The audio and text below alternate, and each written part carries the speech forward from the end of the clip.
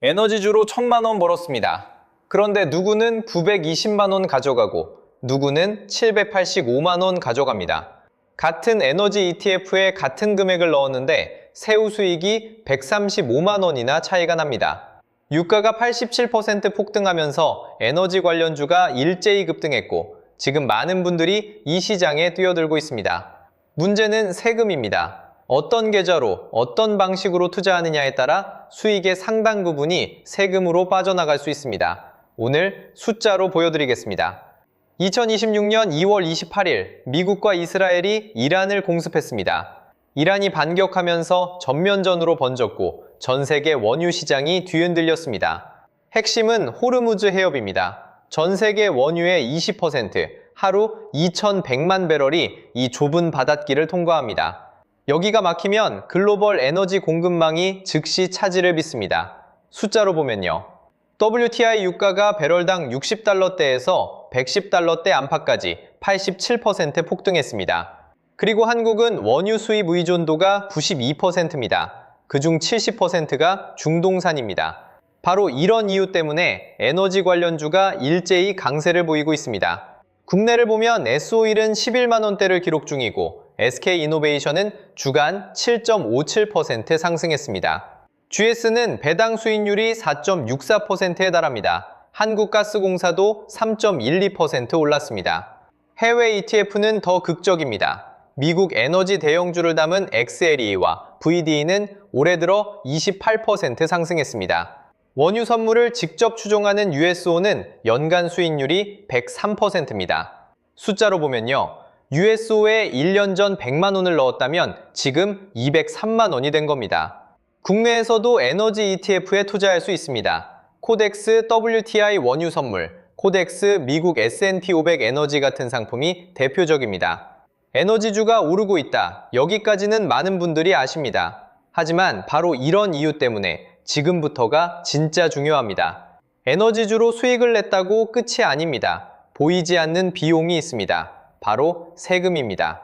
먼저 양도소득세, 쉽게 말해 주식 팔 때 내는 세금입니다. 국내 주식은 비대주주라면 비과세입니다. 하지만 주의할 점이 있습니다. 2026년부터 대주주 기준이 시가 10억 원으로 하향됐습니다. 예전엔 50억이었는데 이제 10억만 넘어도 양도세를 냅니다.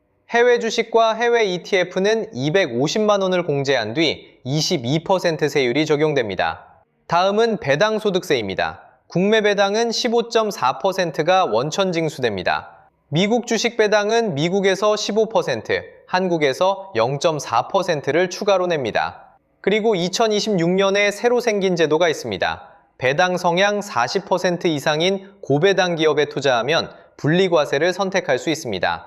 세율은 14%에서 30% 사이입니다. 가장 헷갈리는 건 ETF 세금입니다. 같은 에너지 ETF라도 어디에 상장돼 있느냐에 따라 세금이 완전히 달라집니다. 국내에 상장된 해외 ETF는 매매 차익의 15.4%가 붙습니다. 그리고 이 차익이 금융소득 종합과세에 합산됩니다. 반면 해외에 직접 상장된 ETF는 22%로 더 높아 보이지만 금융소득에 합산되지 않습니다. 숫자로 보면요. 금융소득이 연 2천만 원을 넘으면 최고 세율 45%에 건강보험료까지 추가됩니다. 바로 이런 이유 때문에 고소득 투자자라면 오히려 해외 상장 ETF가 유리할 수 있는 겁니다. 세금 구조가 복잡합니다. 그래서 같은 돈을 넣어도 실수령이 달라지는 겁니다.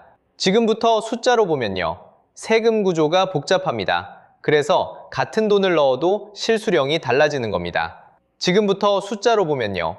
에너지 ETF에 투자해서 1,000만 원 수익을 냈다고 가정하겠습니다. 계좌만 다르게 해봅니다. 먼저 ISA 계좌, 일반형 기준입니다. 200만 원까지는 비과세, 나머지 800만 원에 9.9%가 붙습니다. 세금 79만 원, 실수령 921만 원입.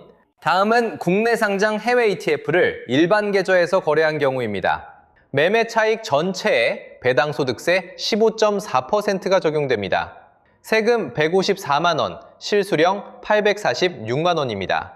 같은 에너지 ETF인데 계좌 하나 차이로 75만 원이 갈립니다. 해외 상장 ETF를 직접 사면 어떨까요?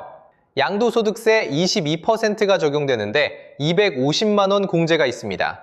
750만 원에 22%를 매기면 세금 약 214만 원, 실수령 786만 원입니다.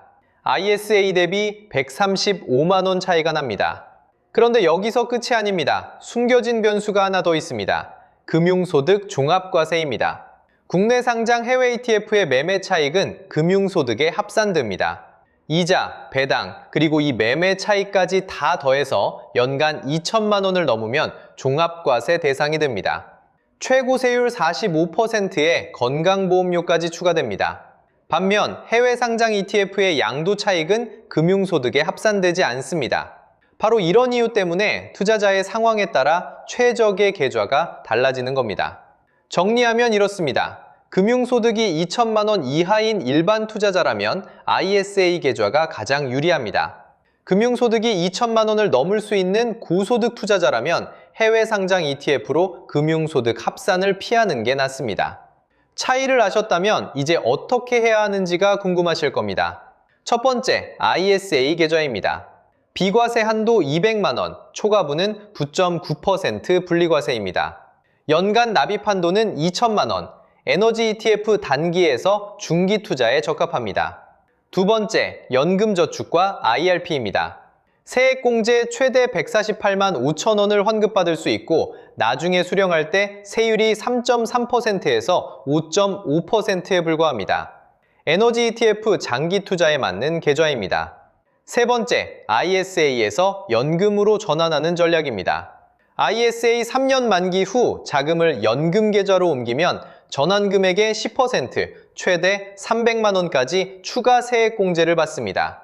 숫자로 보면요, 개별 국내 에너지주는 양도세가 비과세이니 일반 계좌에서 거래하고 에너지 ETF는 ISA와 연금저축에 나눠 담는 겁니다.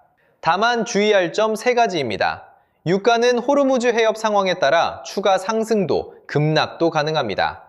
2026년부터 대주주 기준이 시가 10억 원으로 하향됐으니 고액 투자자는 확인이 필요합니다. 그리고 USO 같은 원유 선물 ETF는 롤오버 비용 때문에 장기 보유 시 실제 유가와 괴리가 생깁니다.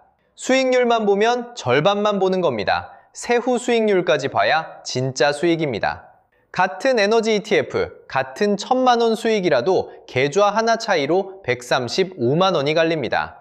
절세 계좌 세팅은 오늘 해도 그 효과는 10년간 이어집니다. 지금 에너지주에 투자하실 건가요? 그렇다면 어떤 계좌에 담으실 건가요?